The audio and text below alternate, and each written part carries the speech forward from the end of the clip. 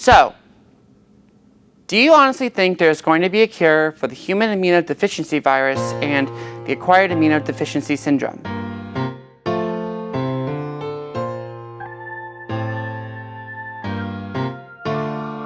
My name is Gabriel Corbin. I'm a senior journalism student at Winthrop University. For my final project for my MCOM 441 class, I'm doing a kind of in-depth look into the AIDS and HIV epidemics. The goal? If there's going to be a cure or not. To start this off, I'm going to state this. What do we know right now, in 2022, about AIDS and HIV? Well, for one thing, you can't get it by touching.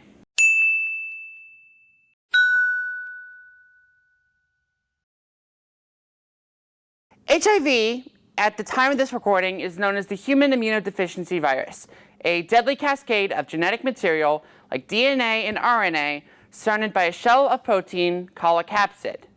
If not treated rapidly, HIV can evolve into a more dangerous variant, acquired immunodeficiency syndrome, AIDS.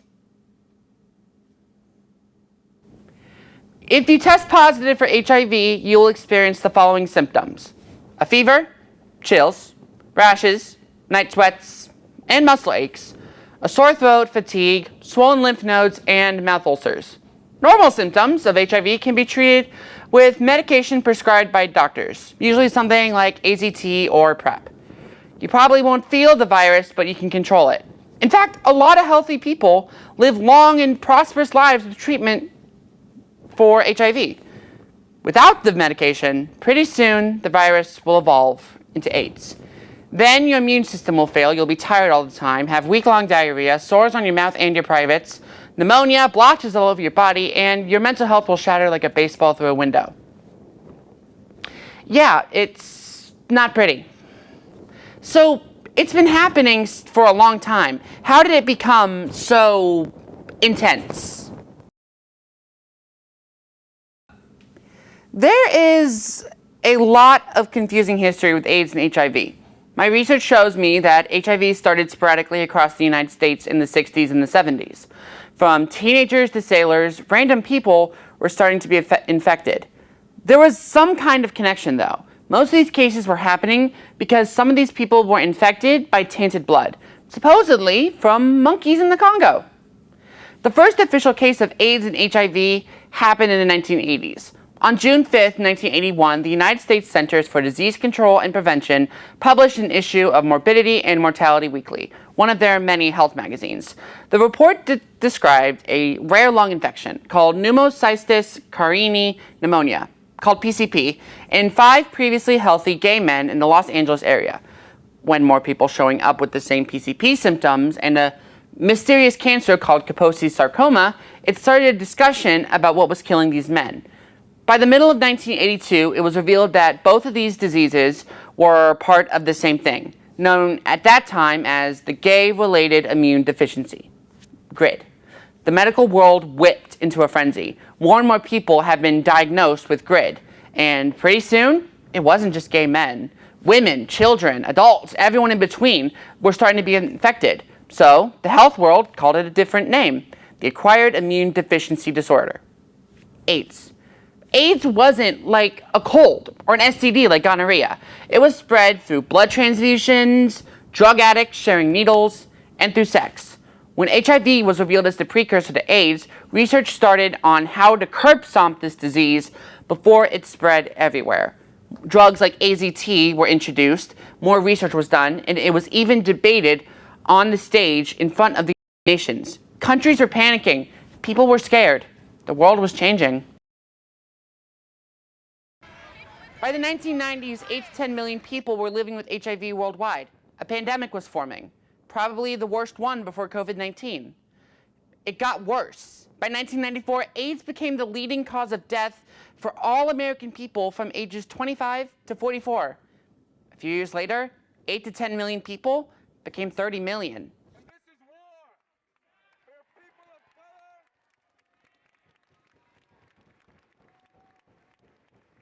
Adults and children were living with HIV and AIDS. There was so much fear and panic about these diseases that gay men and women were being targeted and attacked because of this intense stigma with AIDS and HIV. This lasted throughout the entire 90s. And even to this day at this recording, there is still some kind of stigma over this intense pandemic. As the 2000s began, the Joint United Nations program on HIV and AIDS, the World Health Organization, and other health groups formed a joint initiative. They were going to send out drugs and tests for HIV to everyone they could. The fight was starting. Everyone from South African President Nelson Mandela to the President of the United States announced plans to prevent AIDS and HIV. Has died because of HIV, and people will stop regarding it as something extraordinary. The United States promoted new initiatives to get people living with HIV diagnosed, into care, and got treatment. In just a few short years, $18 billion was donated to PEPFAR, the United States President's emergency plan for AIDS relief. That's a billion, with a B. PEPFAR was launched in 13 countries with the help of the Ministries of Health. The CDC released recommendations to prevent HIV, like using condoms or using antiviral drugs that could prevent HIV infection. And they launched campaigns that would allow healthcare providers to deliver care to people living with HIV. In 2009, President Barack Obama announced the Global Health Initiative, a 6-year plan to develop a comprehensive approach to global health and to increase HIV risk perception, uptake of HIV testing and counseling, and preventing strategies amongst youth in high-risk countries like Kenya, Nigeria, Botswana, less developed places. In 2011, the CDC issued new guidances to healthcare providers to use PrEP, a new medicine taken daily that would treat HIV infections. Eventually, the world's work was starting to pay off. There were faster connections to figuring out how people with HIV got HIV. There was less stigma and more research supporting all these new antiviral treatments and therapies. Eventually, AIDS-HIV spread was slowed down. By 2020, 30,635 people received an HIV diagnosis, an 8% decrease from 2016. That's great. Right now, the U.S. is still evolving and changing. While HIV and AIDS are still persistent health issues, like the COVID-19 pandemic or monkeypox, there has been improvement. So now that I've told you a little bit of history about AIDS and HIV, and you know just a little bit about what is going on, I have to ask. My research for this project was immense. I did so much time, I did so much effort into looking into this pandemic. And something that I found was there's going to be a cure for AIDS and HIV by the 2030s. I'm a mass communication student. I'm a journalist first. I never go into anything without asking questions. So I want to ask, are you like me right now? Do you honestly think that there's going to be a cure for AIDS and HIV by the 2030s? That's in 8 years. Will there be enough treatments and meds so that can happen? Because I want to find out.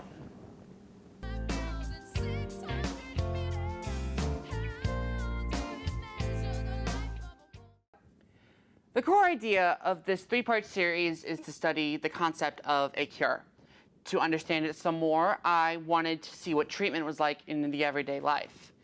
So I convinced my dad to wake me up at 6 a.m. to go to Columbia, South Carolina. There, I found a really good place to help me look into AIDS and HIV treatment, the PALS Institute in Columbia, South Carolina.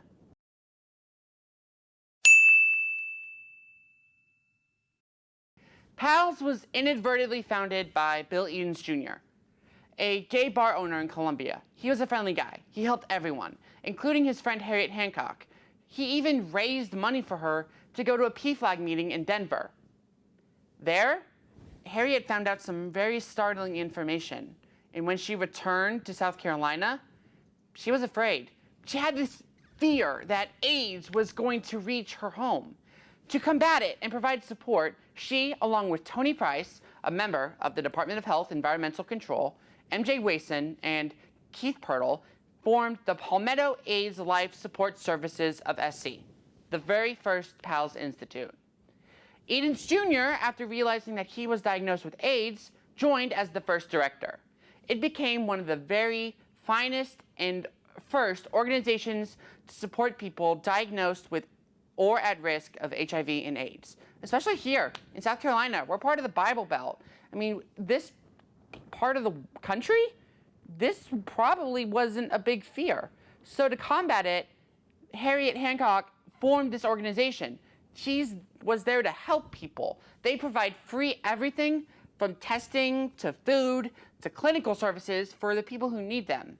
It is a beacon of light to help people in Colombia who struggle with HIV or AIDS, especially now in 2022, almost 35 years since their creation.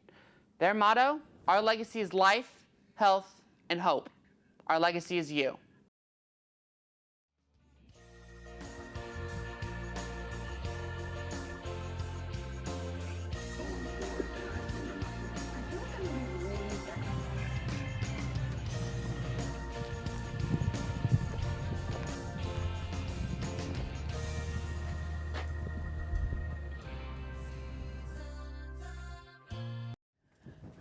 Yes, I am Carmen Hampton Julius. I'm Chief Executive Officer at PALS Incorporated. Well, some years ago, I was a younger social worker. I was working at a community health center as a case manager, a medical case manager, and I found that I had a large caseload of persons living with HIV. In my caseload, I had the majority of the persons in my caseload were persons living with HIV. I knew nothing about HIV. I'd been working with homeless populations before and had heard about HIV, but it was on the news and it seemed to be happening in San Francisco and New York, not in Little Columbia, South Carolina. So I didn't attend to it that much.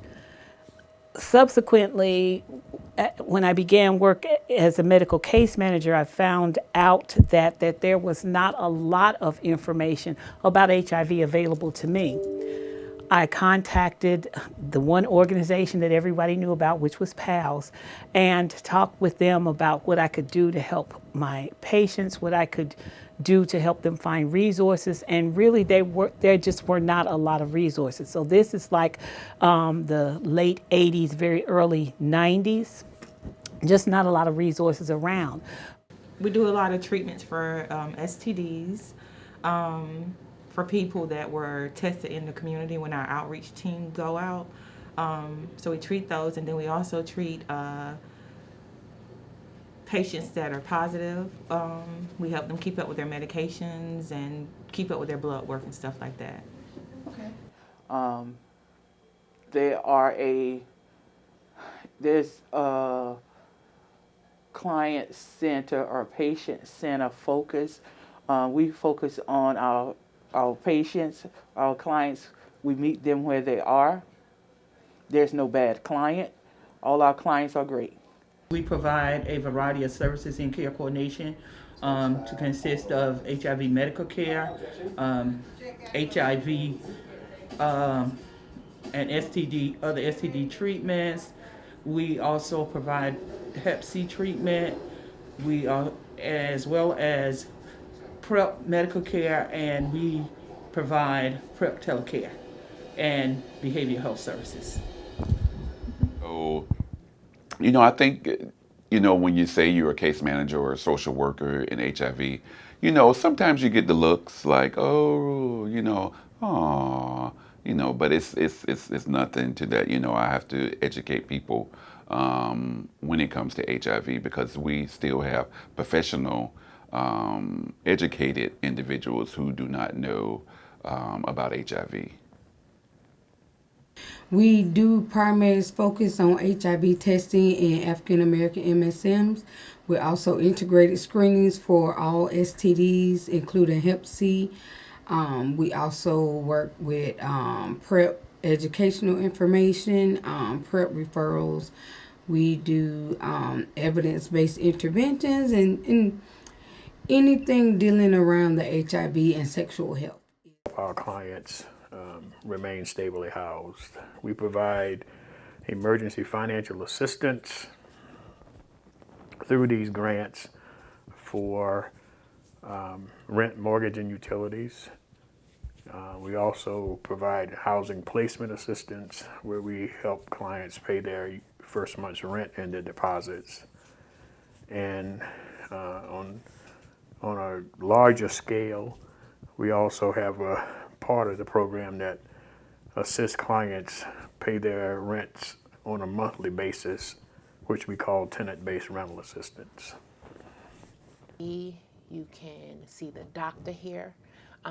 We have case management, we have housing, we have a behavioral health specialist, we have a lot of different support groups, we have volunteer services. So when I say this is a one-stop shop, some places you go to, they don't have everything in one organization. PALS has everything at one organization. And so that's one of the reasons why I love working at PALS. What are all of these red things over here? So those red bags are actually take-home HIV tests. Really? We now have the capability where you can test yourself. It's very simple. It's a swab on the top of your gum and on the bottom. You stick it in a small little spatula and it takes about 20 minutes. And then you input your results into an email, and the email comes in between us and DHEC.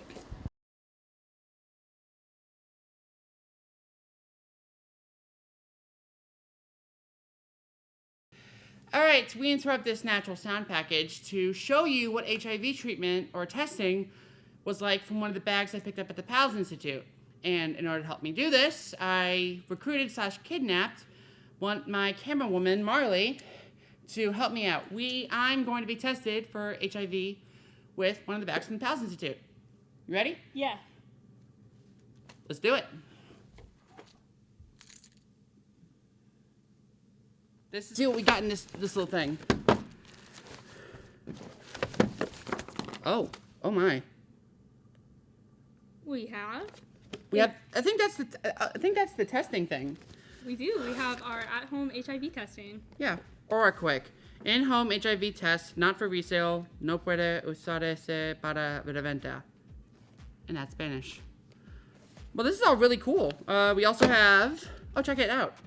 We have an HIV kind of bookmark thing right here. We got condoms. Pause. The Health, Life, and HIV magazine. Oh, cool. Check it out. It has articles. Oh, wow. Look at that. Right? All right. We have also healthy lifestyle stuff. And, check it out. HIV and heart health. People with HIV, heart disease is the leading cause of death for men and women in the United States. As people with HIV live longer, thanks to effective treatment, they are more likely to develop age-related conditions, including cardiovascular disease. General term for conditions. Check this out. Interesting fact. What's more, people with HIV have higher rates of traditional CVD risk factors, such as smoking, diabetes, and high blood pressure. Wow. I did not know that. Interesting. Okay. There's a lot of, really good information here. Check all this out. There's pamphlets. We got, this bookmark thing. Oh. Sweet. So it's I tested negative, I tested positive. This is what this thing says. It's really informative. It tells you what to do. That's awesome. Right? It's fast and easy. It talks about how we can get PrEP, how to stay healthy, and prevent HIV. Nice. You ready to do the test? Wait, there's something I gotta do. What? They told me I had to, hang on, there was this link I had to fill out. Some kind of tracking form that I had to do. Here, I have to type in this link, go to a quick survey so they can track that I was the one who did this. Awesome. Let's get this. Let's do it. Let's sign up. All right.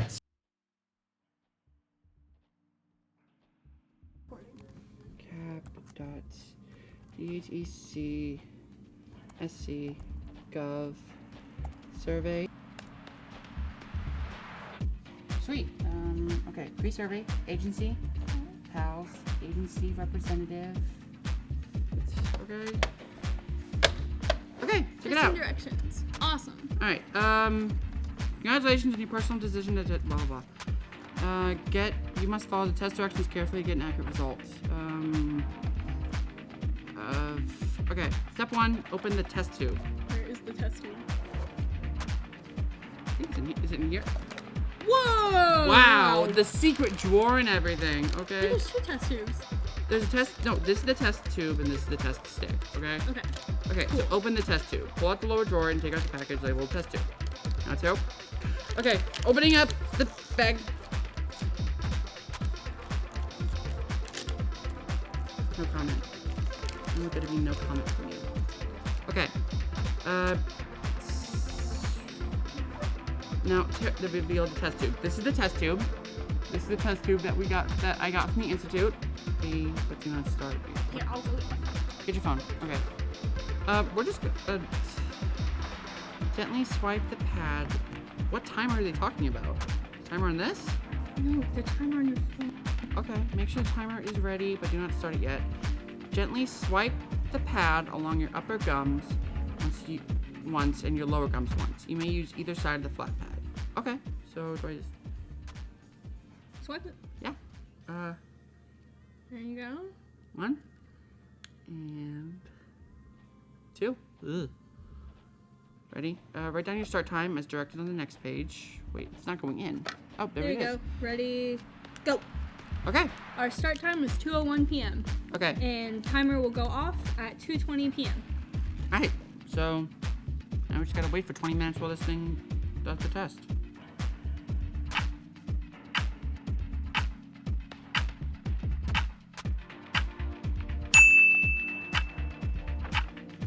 Ready? Yeah. Hey, I don't have it. I don't have HIV. Up top, man. Yeah. Woo! Honestly, this is really helpful, This is exceptionally helpful. right? Especially like, how long did it take? It took us It took us like 22 minutes to do it. Yeah, filled out the survey, and then I had to take the test to see if I to take the test. It's very accessible. And look at all this. Yeah, and look at all this stuff it comes with. It comes with handbooks.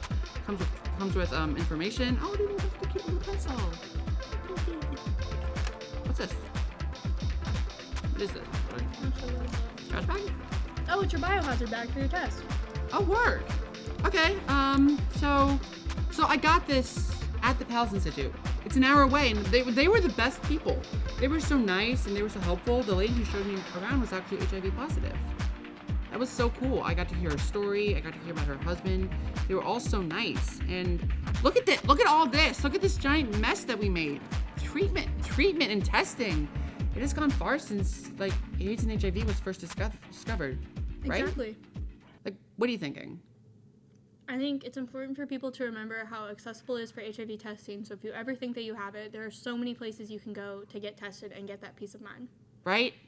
This is us telling you that to go get tested. If you're having sex and you don't know if you're HIV positive, Please go get tested. Please go get tested, okay? The sooner you get tested, and if you're positive, the sooner you can start treatment. Yeah.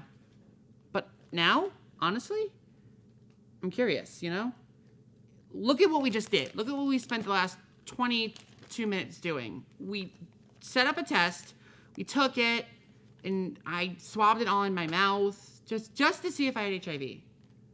So this is more advanced than it ever was 40 years ago. So if advanced technology like this exists, then where is this cure that is supposedly going to be released in 9 years?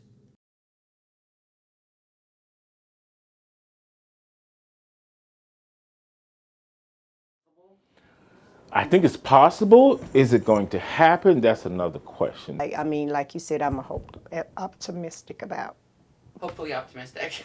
about, if there really is going to be a cure. I mean, for me, it's just yet to be seen. So I would never say I don't think it's possible. This is a race that we have been fighting for over 30 years. And so I said that to say, until the day I die, I would never give up hope. So I believe that one day, yes, that it will be possible. Because my faith takes me a long way. Whether it's HIV, whether it's cancer, leukemia, COVID, whatever the case may be. It's your belief system that makes a big difference. But we all in some way have been impacted by HIV. And we all have to take ownership in ending the epidemic. That is our goal. That is our goal, to end the HIV epidemic and to ensure that people living with HIV have access to resources and services to give them a quality of life that is good and that is healthy. If we all are a part of it, if we are all a part of working toward ending the epidemic, we can do it. And we can do it again in my lifetime. So, we've reached the end of my project. Will there be a cure for HIV and AIDS? For the last few minutes, I've been here sitting and working on developing my beliefs about it. I mean, scientists all over the world have been working towards this. It's the Holy Grail, the Messiah. Not the Messiah, it's the greatest, or supposed to be, one of the biggest medical advancements in history. The ultimate necessity for epidemics. A cure. Some kind of method or interaction through injection that can cure diseases and wipe them off the face of the earth. Right now, hiv.gov wants it to be a 75% in HIV infections by 2025. By 2030, they want it almost eradicated.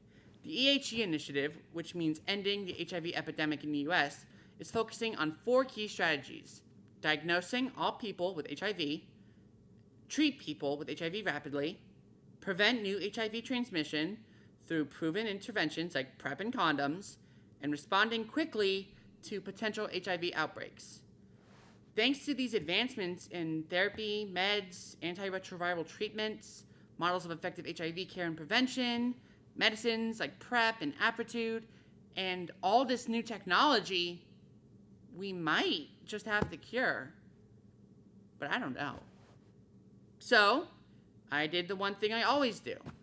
I reached out to my friends and my family. I got their opinions about HIV and AIDS and what they think about the cure. Most of them told me pretty much the same thing. Do I think there's going to be a cure for AIDS by 2030s?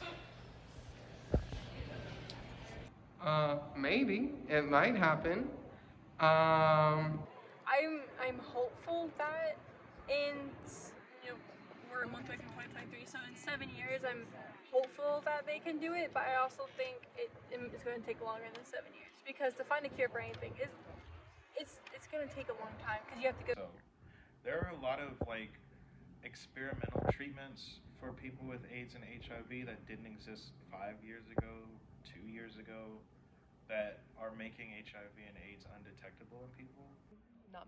I don't think there's going to be a definitive cure. They might have the basics for one, but not something that's completely laid out. Like part of a cure, at least. Some were a little bit more dejected. Well, no, I think it's not going to happen because I don't think there's enough government funding, because they're prioritizing other things besides the HIV/AIDS epidemic that's going on. And AIDS is an ever-changing disease. That's why they haven't been able to come up with a cure at the moment. So as much as I would love to see that possible, I don't think there's an absolute cure for it. Only medicine that would help. Yeah, sure. I don't really know much about medical stuff, but I would hope that the technology's there by then. I wish we lived in a country where that was possible, and I feel like I could trust that. I will be more than happy if it happens. I think that we have advanced in a lot of technology and science, and I think that they can make anything possible. Okay. But there was just the same kind of answer. A lot of this comes down to if the medical industry has the tech really and the power to pull this off.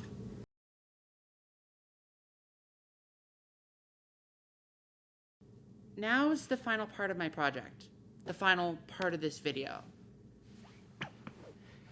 Will there be a cure for HIV and AIDS?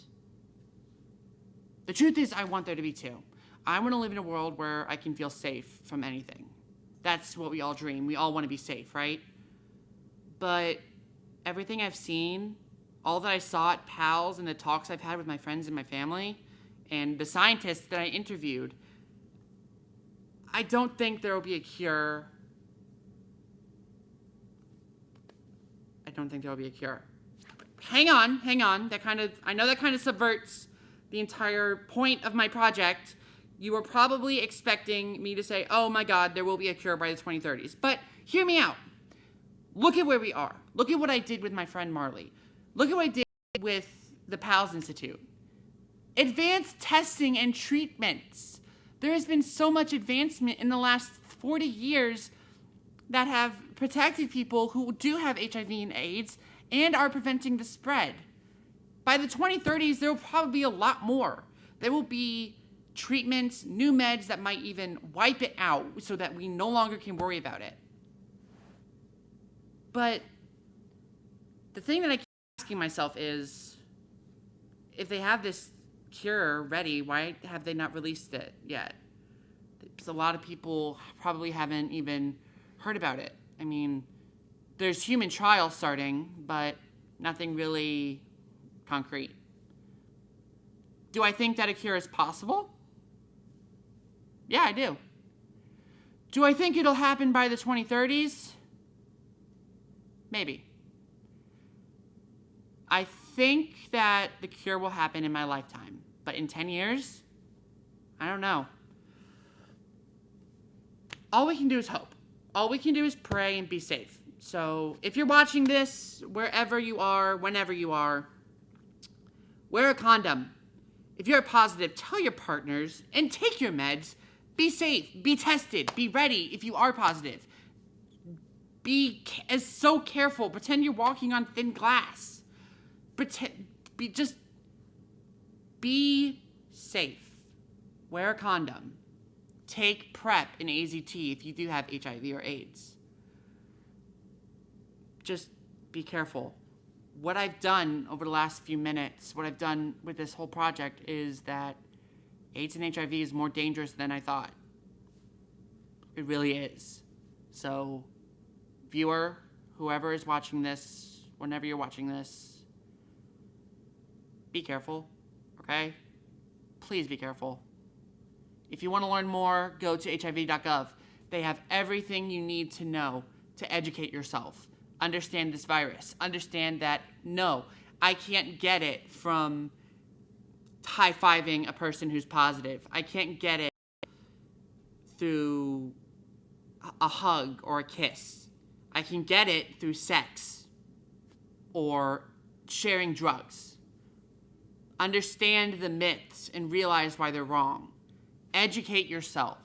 Because if we aren't educated, we'll just go a long time with this stigma. Please, educate yourself so that the next generation, whoever sees this, isn't as scared as I am. Thank you for watching this, my 3-part video. If you want to learn more, I have more resources available for you to learn and understand about not only HIV, but all infectious diseases. My advice, be safe. That's all. Thank you.